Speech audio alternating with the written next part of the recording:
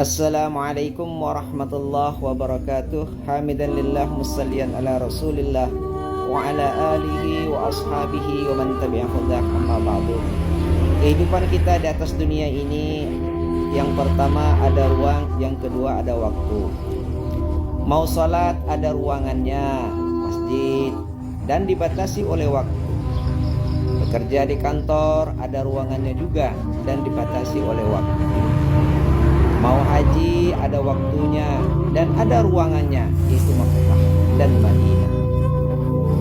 Setiap apa yang kita lakukan di dunia ini hakikatnya diliputi oleh ruang dan waktu. Ketika manusia sudah tidak di dunia lagi, masuk ke dalam surga atau neraka, ruang dan waktu ini tidak mengikat manusia lagi. Surga akan dibentangkan seluas-luasnya dan tidak dibatasi oleh waktu. Kehidupan yang terbatasi oleh ruang dan waktu ini harus kita manfaatkan sebaik mungkin untuk mempersiapkan kehidupan yang tidak dibatasi oleh ruang dan waktu. Bijak-bijaklah kita menggunakan waktu yang mungkin 60-70 tahun umur kita di atas dunia yang sementara ini. Sayyidina Abu Bakar radhiyallahu anhu as-Siddiq tidak merindukan surga, tapi surga yang merindukan Abu Bakar radhiyallahu anhu. Semua pintu surga memanggil-manggil nama Abu Bakar radhiyallahu anhu. Bidadari pun antri untuk menyambut kedatangan Sayyidina Abu Bakar radhiyallahu anhu. Abu Bakar radhiyallahu anhu tidak menginginkan surga dan bidadari, tapi apa keinginan Abu Bakar radhiyallahu anhu? Beliau berkata, "Wahai burung, alangkah enaknya menjadi sepertimu. Terbang ke sana kemari, hidup sesuka hatimu, di akhirat nanti tidak dihisab." Maka Umar berkata, juga pernah mengatakan Rasulullah sallallahu alaihi wasallam, Abu Bakar radhiyallahu anhu dan aku seperti 3 orang musafir, 3 orang yang berada dalam perjalanan. Aku pastikan Rasulullah sallallahu alaihi wasallam sudah sampai ke tujuannya, dan Sayyidina Abu Bakar radhiyallahu anhu pun berjalan di jalan yang sama, dan aku pastikan juga bahwasanya Abu Bakar radhiyallahu anhu sampai kepada tujuannya. Aku pun berjalan di jalan yang sama dengan mereka. Semoga berjumpa dengan Rasulullah sallallahu alaihi wasallam dan Abu Bakar radhiyallahu anhu. Ini kata Sayyidina Umar radhiyallahu anhu. Bahkan Allah Subhanahu wa taala berfirman dalam Al-Qur'an, apa kata Allah Subhanahu wa taala? Katakanlah, inilah jalan-jalanku, agamaku. Aku dan orang-orang yang mengikutiku mengajak kamu kepada Allah dengan hujah yang nyata.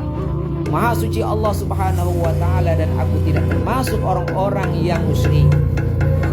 Qul hadhihi sabili ana wa man ittaba'ani.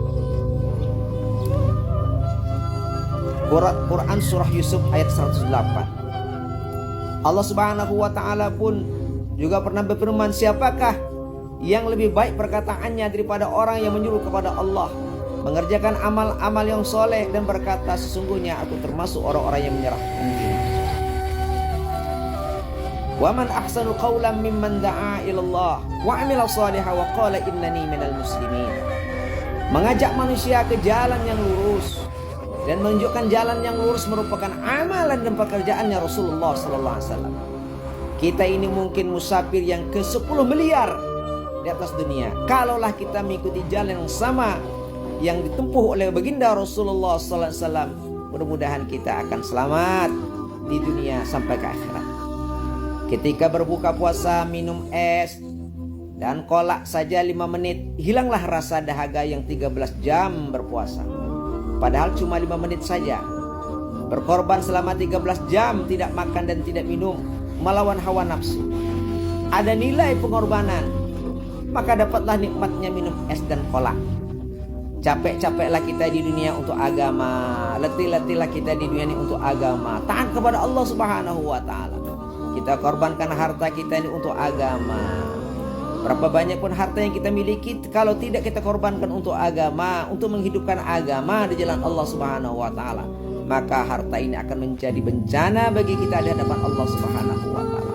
Bahkan diri kita pun kita harus korbankan untuk agama, sebagaimana para sahabat radhiyallahu anhum ajma'in. Mereka telah mengorbankan diri mereka, harta mereka, keluarga mereka. Bagaimana mendapatkan kemuliaan di sisi Allah Subhanahu wa taala? Maka nanti ketika masuk surga, satu detik saja kita masuk surga. Maka hilanglah rasa capek selama ini di atas dunia yang 60, 70, 100 tahun mungkin umurnya. Akan hilang. Hanya satu detik saja kita masuk surganya Allah Subhanahu wa ta'ala.